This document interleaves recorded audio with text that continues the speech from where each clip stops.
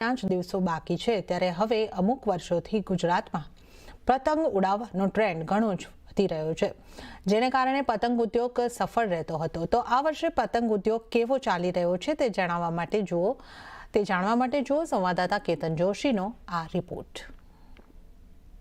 દર વર્ષે મકર સંક્રાંતિ પર લાખો પતંગો આકાશમાં ઉડે છે, પરંતુ પતંગ બનાવવાનું કામ આખું વર્ષ ચાલુ રહે છે.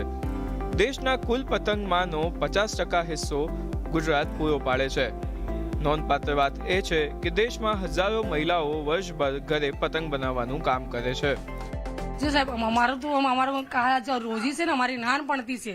અમે નાનપણથી આ કામ કરીએ છીએ અને અત્યારે સુધી અમે મારા બાળકોને અમે પાળી લઈએ છીએ એમાંથી, અને અમારું ઘર આખું એના પર જ ચાલે છે સાહેબ. અને બીજું કાંઈ નહીં, જો અમારા ઘરવાળા છે એમની તો છૂટક રોજી છે, થાય ના થાય એવું છે. પણ આ અમારું 11 મહિનાની રોજી છે. 12મા મહિનામાં બંધ થઈ જશે અને પછી ફેબ્રુઆરી આપણે બીજા મહિનામાં ચાલુ થઈ જશે. આખું વર્ષ લાખો લોકોને રોજગાર આપતો આ બિઝનેસ સંપૂર્ણપણે અસંગઠિત છે. પતંગની સામગ્રી પર હાલ 18% જીએસટી છે, જ્યારે તૈયાર પતંગો પર 5% જીએસટી લાગે છે. કાગળની ઊંચી કિંમતને કારણે 10માંથી 8 પતંગ હવે પીવીસી પ્લાસ્ટિકમાંથી બનાવવામાં આવે છે. આ વર્ષે ભાવમાં 15% જેટલો વધારો પણ નોંધાયો છે. મધ્યમ કદના પીવીસી પ્લાસ્ટિક પતંગો બજારમાં 3 થી 4 રૂપિયામાં મળે છે, જ્યારે કાગળના પતંગો 6 રૂપિયામાં રિટેલ માર્કેટમાં મળે છે. ભવિષ્યમાં તો મને લાગે છે કે હવે પોલિસ્ટર પતંગ જ ચાલશે, કારણ કે કાગળની પતંગ બહુ મોંઘી થઈ ગઈ છે ને એનું લેબરની તકલીફ પણ છે. એમાં લેબરની તકલીફ બહુ વધારે વધી ગઈ છે.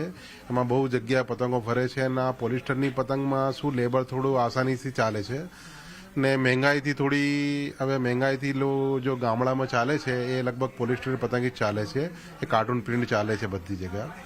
તો આમાં હવે કાગળનું થોડું ક્રેઝ થોડું શહેરમાં રહેશે. કાગળમાં શહેરમાં લોકો થોડા પૈસા ખર્ચે છે તો શહેરમાં કાગળનું તો ક્રેઝ રહેશે, પણ ગાંવ ખેડામાં તો પોલિસ્ટરની પતંગ જ ચાલશે. અમદાવાદનો ઇન્ટરનેશનલ કાઇટ ફેસ્ટિવલ વિશ્વ પ્રસિદ્ધ છે. દેશ વિદેશના લોકો આ ફેસ્ટિવલમાં ભાગ લેતા હોય છે. ત્યારે ઉલ્લેખનીય છે કે આ વર્ષે વડાપ્રધાન મોદી પણ આ પતંગોત્સવમાં વિદેશી મહેમાનો સાથે હાજર રહી શકે છે. એક જ દિવસનો તહેવાર લાખો લોકોના દિલમાં આખું વર્ષ ઉત્સાહ અને ઉમંગ ભરી આપે છે. એટલું જ નહીં, પરંતુ હજારો પરિવારને રોજગાર પણ આખું વર્ષ આપતો જાય છે. કેતન જોશી, અમદાવાદ.